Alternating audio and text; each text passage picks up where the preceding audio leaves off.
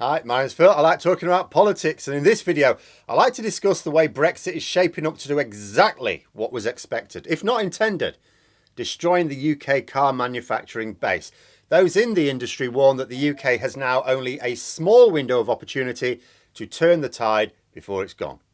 But first, if you'd like to be notified of daily news and politics, please subscribe to the channel and click the bell notification icon. So I was reading recently of an attempt in the United States to use gene editing to investigate cooperation and bonding in hamsters. They were trying to create hamsters which would be less aggressive. They accidentally created super aggressive mutant rodents. Essentially, they achieved the precise opposite of their aims. Oh no! We were trying to genetically turn them into Care Bears, and now they're ripping each other's heads off and spitting down the necks. Those scientists were basically like Brexit voters, weren't they?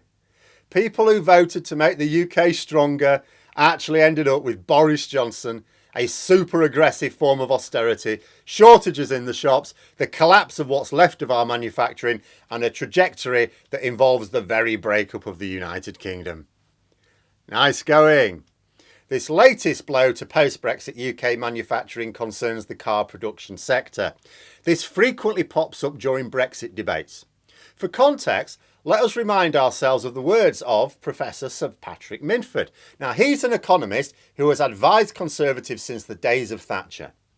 And several years ago, when addressing MPs about the realities of Brexit, he said that the government would have to abandon the UK car manufacturing sector just as it abandoned the coal and steel industry. That's what he said.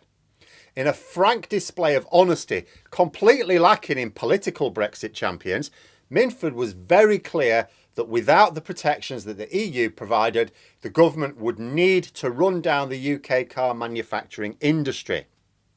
That we are now seeing the latest chapter in this running down of car production in the UK should be a surprise to nobody.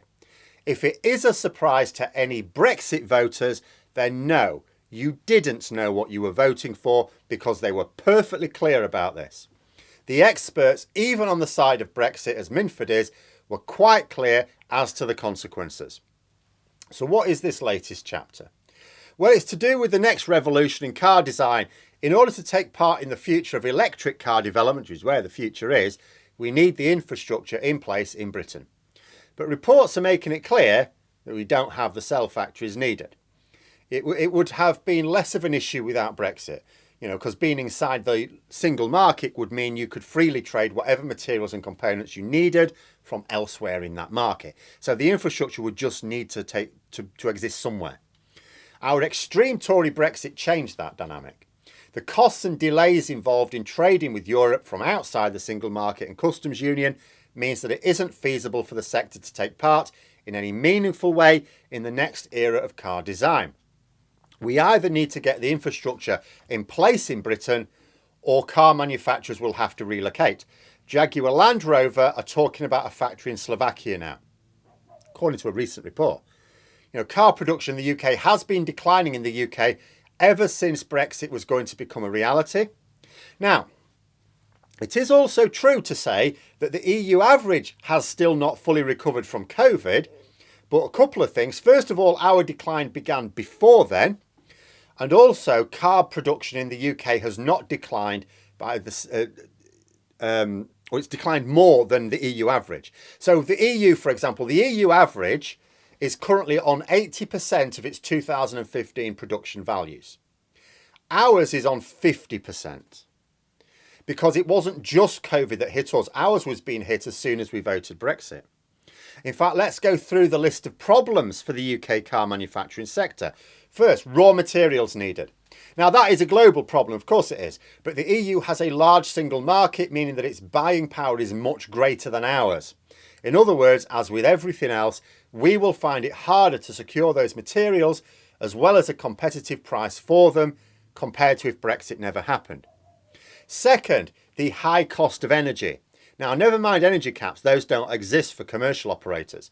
Manufacturing is energy intensive, and the failure of the government to secure reasonably priced energy compared to comparable countries where they could also be setting up those factories means that we have another extra cost to produce things in Britain as compared to someone else. Third, Brexit trade difficulties. As I've already said, if we can't be completely self-sufficient for the sector, we are left with huge delays and import costs when trying to source parts and materials. We'll also struggle to get the skilled workers needed as we're cut off from the continental labour market.